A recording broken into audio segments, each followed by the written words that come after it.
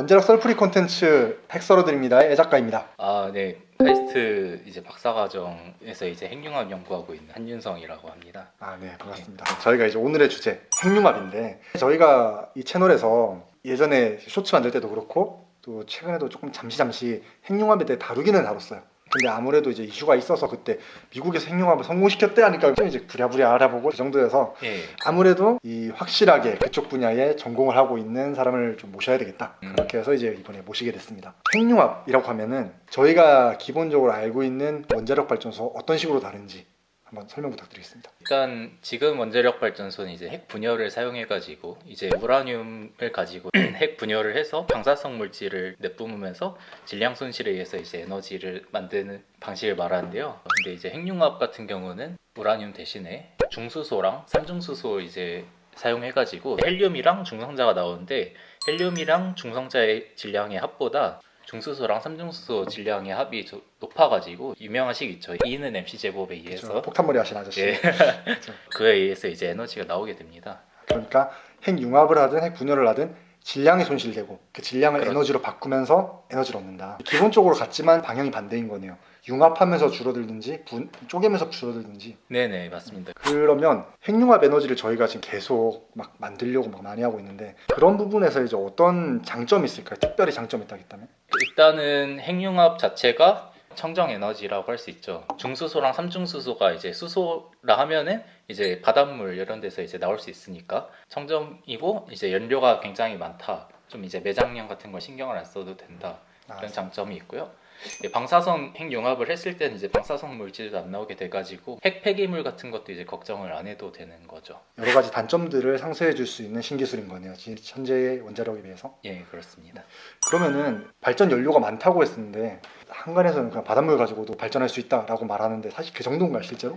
아, 사실 그 정도는 아니고요. 역시 그럴 줄 알았습니다. 기본적으로 수소를 사용하는 게 아니고 중수소랑 이제 삼중수소를 사용하는데 얘네가 이제 방사능을 좀 띠고 있고요. 일단 바닷물에 제가 알기로는 중수소가 1% 정도 함유되어 있고 삼중수소는 더 적어가지고 사실 삼중수소를 뽑아내기가 조금 힘들다고 합니다. 그런데 1% 뭐 2% 이래도 바닷물 자체가 워낙 많으니까 사실상 굉장히 많이 있다라고 볼 수 있는 부분이네요. 네, 그렇죠.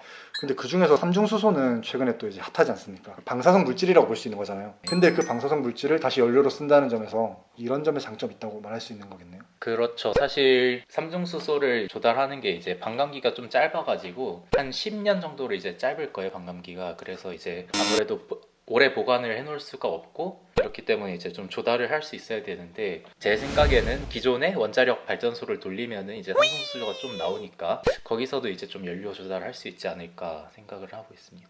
핵분열 방식의 원자로가 핵융합 방식의 원자로가 이렇게 상생할 수 있는 토대가 예, 되는 좀 거네요. 이제 그죠? 도움을 받으면서 저는 이제 공존하는 게 맞다고 생각은 합니다. 완전히 그냥 대체해버리고 상이호하는 것도 이렇다고는 또 볼 수 없는 문제네요. 예, 그쵸. 대체를 사실 어떤 걸 만들어도 이제 대체는 에너지 믹싱을 해야죠. 그러면 핵융합 발전소에 또 이거 말고도 굉장히 장점들이 많은 걸로 알고 있는데 뭐 당연히 에너지 효율은 말할 것도 없고요. 근데 사고 시 대응 능력이 또 좋다고 들었습니다. 이제 일단은 이제 방사성 물질이 안 나오기 때문에 사고가 나도 이제 후쿠시마처럼 다 나올 그냥 빵 터지는 일이 예, 없네요. 그런 일은 없고요. 이제 일단은 핵융합 자체가 고온에서만 작동을 하거든요. 그래서 이제 고온 상태가 아니게 되면은 그냥 핵융합 자체가 안 일어나는 거죠. 그래서 이제 핵분열 같은 경우에는 도심에 그 붕소를 박아가지고 이제 중성자를 컨트롤하는데 제어가 안 되면 노심 융해 현상이 나타날 수 있다 이렇게 되는데 핵융합 같은 경우는 제어가 안 되면 이제 열을 못 주는 건데 열을 못 주면 이제 그냥 꺼져 버린다. 해서 이제 더 이상 뭐 폭발하거나 그럴 가능성은 뭐 물리적으로 없다. 핵융합 환경 자체를 지금 만드는 게 고역이라서 지금 고생하고 있다 보니까 예, 그렇죠. 사람이 이제 외력이 사라지게 되면 자연스럽게 핵융합이 멈춰버리는 거네요. 되게 뭔가 장점이자 단점이네요. 처음부터 되면은 뭐 이미 썼겠죠. 그렇죠. 사실 핵분열 같은 경우에는 그 리틀보이였나요? 거기에 쓰였던 방식이 이제 우라늄 방식은 네. 그냥 임계 질량만 넘어가면 알아서 핵분열이 진행돼 버리잖아요. 그런 거에 비하면은 굉장히 뭔가 사뭇 다르네요. 같은 핵인데. 그렇죠. 아무래도 이제 고온에서 일어나다 보니까 네, 마치 이제 핵분열 같은 경우에는 막 이제 미친 망아지를 이렇게 막 잡고 있어야 되는데 네. 핵융합 같은 경우에는 되게 저 공부시키던 부모님 같은 마음이에요. 네, 제발 좀 해라. 제발 좀 해라. 1억도까지 올라가라고. 예. 꽂히지 말라고. 폭주하지 말라고. 그런 느낌이네요. 잘 이해됐습니다. 자, 그러면은 이전 이런 핵융합 에너지가 우리나라가 좀 뉴스에서 보기에는 굉장히 선도적인 위치에 있다고 들었는데 실제로도 학계에서 그런 정도인가요, 저희가? 네, 일단 한국에 이제 실증로가 케이스타가 하나 있으니까요. 네. 거기 이제 외국 박사님들 같은 경우에도 이제 실험하러 많이들 오시고 하시죠. 이 장치가 일단 있으니까. 그리고 이제 이 장치 같은 경우에는 조금 전문적인 얘기일 수도 있는데 자기장을 조절해주는 능력이 이게 되게 오차가 없어가지고 실험을 하기 좀 더 좋다고 합니다. 아, 기술적으로 좀 굉장히 진보된 형태의 토카막이네요, 이게. 잘 만들었다고 할 수 있죠. 그러면은 핵융합 에너지가 지금 많이 연구돼 갖고 오랜 시간 연구되어 오고 있는데 또 외국에서는 자체적으로 핵융합 실증로를 진다는 뉴스도 몇 번 나왔었고요. 거기에 비해서 우리나라의 지금 케이스타의 상용화 현황은 어느 정도라고 볼 수 있을까요? 지금 상용화를 하려고 연구 중에 있고요. 가장 문제가 되는 부분이 뭐냐면은 이제 아무래도 고온에서 일어나다 보니까 고온 플라즈마를 이제 가둬야 되지 않습니까? 근데 이제 현존하는 이제 물질로는 그 온도를 견뎌낼 수가 없어서 이제 벽면이 녹아요. 온도가 어디까지 올라가죠, 그게?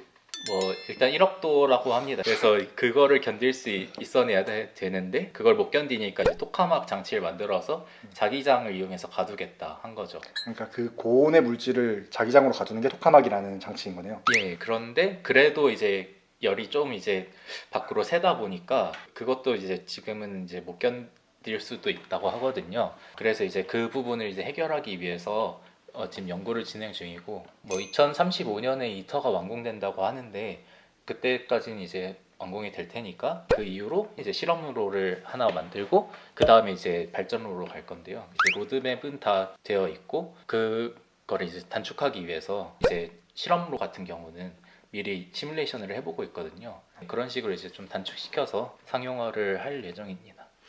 자, 그러면은 지금 상용화를 진행해 오고 있는 와중에 이게 현재 핵융합 발전소를 이렇게 계속 운전을 하는 게 굉장히 어려운 일이라고 들었거든요. 이때까지 토카막을 가장 오래 운전했던 기록이나 이런 것들이 언제까지가 최대인가요? 우선 케이스타만 얘기를 하자면은 최근에 막 보도 자료도 막 내고 한 걸로 알고 있어요. 그래서 네, 이제 그렇죠. 몇 분 이상 운전을 했다 해가지고 근데 이제 핵융합이 되는 상태는 아니지만 일단 플라즈마를 안정적으로 유지할 수 있는 시간이 그 정도고 아직은 이제 중수소, 삼중수소 실험은 안 하고 있고 저희는 이제 중수소만 하고 있다 보니까 핵융합 반응이 일어나고 있지는 않습니다. 그러면은 플라즈마가 어떻게 그럼 열을 가두게 되는 원리를 가지고 있는지 혹시 간단하게 말씀해 주실 수 있을까요? 예, 플라즈마를 일단은 자기장을 사용해서 엄청 센 자기장을 걸어줘요. 그래서 이제 그러면은 그 자기력 선에 이제 이온화된 전자를 띤 물질들이 이렇게 갇히게 되는 거죠. 그 선 안에. 그래서 이제 어떤 식으로 얘가 움직이든 자기장을 걸어준다면은 그 방향으로 결국은 가게 돼 있고요.